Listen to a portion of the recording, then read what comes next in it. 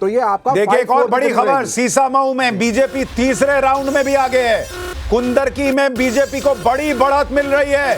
ये बहुत बड़ी खबर, कुंदरकी में बीजेपी को बड़ी बढ़त मिल रही है। वो कुंदरकी जहां पर हमने सुबह भी बात की थी, बार बार कहा जा रहा है कि रामवीर सिंह जो बीजेपी के प्रत्याशी है वहां पर उन्होंने लगातार काम किया है और इसलिए उन्हें मुसलमानों के भी वोट मिले हैं, ये वहां से फीडबैक मिल रहा था।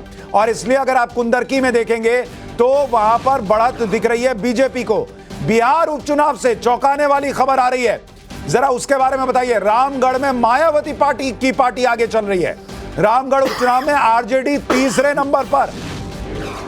तो ये बड़ा उलटफेर बिहार उपचुनाव में, जहां पर आरजेडी तीसरे नंबर पर चली गई है और मायावती की पार्टी रामगढ़ में जो है वो लीड कर रही है। तो कई जगहों पर उपचुनाव हुए हैं, बंगाल में भी हुए हैं, वहां से भी जो रुझान आएगा आपको बताऊंगा। लेकिन विजय शर्मा जी, आपके लिए झारखंड अभी भी टफ फाइट बना हुआ है बॉस, 41-38। और जैसे ऐसा लग रहा है कि चारू प्रज्ञा हमारे साथ जुड़ गई हैं।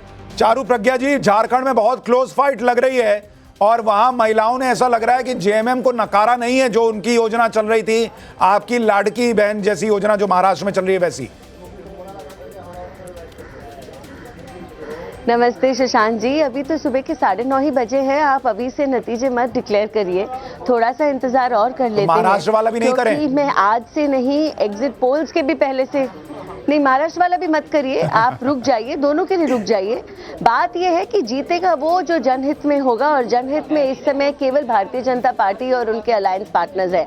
महाराष्ट्र में वो महायुति हुई और झारखंड में इस बार मुझे पूरा यकीन है कि हमारी पार्टी ही जीत कर आएगी, क्योंकि झारखंड का मिसमैनेजमेंट इतना ज़्यादा हो गया है, तमाशा बना के रख दिया है। आप जिस भी हिसाब से देखिए, चाहे वहाँ की हमारी बेटियों की सुरक्षा की बात हो या वहाँ के जंगल और ज़मीन की बात हो, वहां के पानी की, जल की बात हो, झारखंड का तमाशा अब खत्म होने आ रहा है। और झारखंड 1 घंटा 1.5 घंटा और दे दीजिए, थोड़े समय ठीक है। एक और बड़ी खबर बता दूं, केदारनाथ उपचुनाव में बीजेपी 1,500 वोट से आगे चल रही है। ये बड़ी खबर, केदारनाथ उपचुनाव, वहां पर बीजेपी 1,500 वोट से आगे है। लेकिन इस वक्त अभी भी कुछ भी कहना मुश्किल है। बीजेपी दावा कर रही है यही नतीजों में कन्वर्ट होगा। जो अपोजिशन है उसका कहना है कि अभी रुकिए, ईवीएम जो है सारा बीजेपी का जोश ठंडा कर देगा और ये सारा मामला पलट जाएगा। चारू प्रज्ञा, ये भी बताइए कि फराज भाई हमारे साथ हैं, समाजवादी पार्टी के प्रवक्ता, वो कह रहे हैं कि 5-4 भी अगर हो गया तो योगी जी की कुर्सी खतरे में आ जाएगी। जी देखिए, फराज भाई तो चाहेंगे कि वो इस तरीके के इस समय डिस्कशंस करें।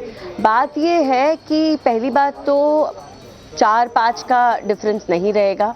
मेरा मानना ये है कि खराब हालत में हम कम से कम 7 सीटें जीतेंगे और अच्छा रहा तो 9 की 9 सीटें जीतेंगे। और उसका रीज़न ये है कि जिस तरीके से झूठ फैलाया गया था लोकसभा चुनाव के पहले, जिस तरीके से गलत नैरेटिव फैलाया गया था, जिस तरीके से संविधान की बात हुई थी, आरक्षण की बात हुई थी, एक बहुत नेगेटिव तरीके से, उसके बाद अगर आप देश के किसी भी कोने में देखेंगे, भारतीय जनता पार्टी का वोट शेयर बढ़ा है, क्योंकि जनता को ये समझ में आ गया है कि विपक्ष अपने फायदे के लिए झूठ फैला रहा था, एक गलत नैरेटिव फैला रहा था। तो अब उस नैरेटिव को इतने महीनों में आराम मिल गया है और इस बार ऐसा कुछ नहीं होने वाला है। राजगोपालन सर, क्या ये जो बात कह रही हैं चारू प्रज्ञा, आप इससे इत्तेफाक रखते हैं कि जो लोकसभा में एक फेक नैरेटिव गढ़ा गया कि संविधान खत्म कर देंगे मोदी, आरक्षण खत्म कर देंगे मोदी, वो पिछले 6 महीने में पब्लिक को समझ में आ गया कि ये झूठ था, हमारा जो है वो काटा गया है। तो ये उसकी वजह से भी बीजेपी रिकवर कर पा रही है? सुशांत बाबू, एक सचमुच अंदर की बात, सीक्रेट बात ये है, आरएसएस वीएचपी ने जमीन पर उतर के काम किया है बीजेपी के साथ।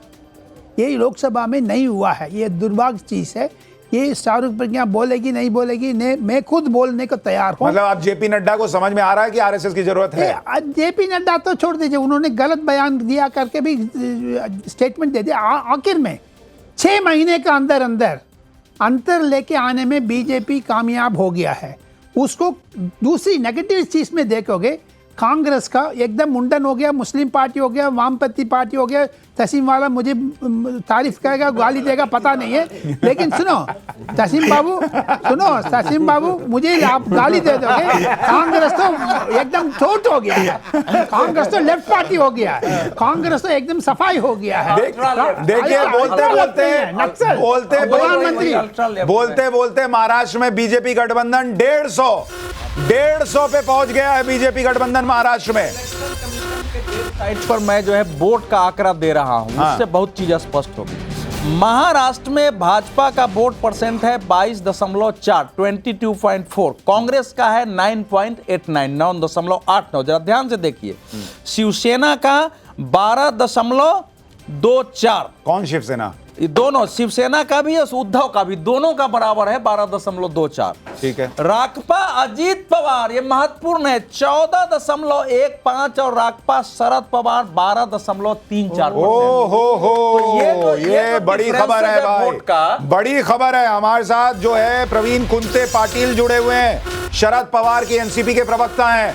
प्रवीण भाई, अजीत पवार वाली एनसीपी को 14% से ज्यादा वोट मिलता दिख रहा है और शरद पवार वाली एनसीपी, आपकी एनसीपी को 12%।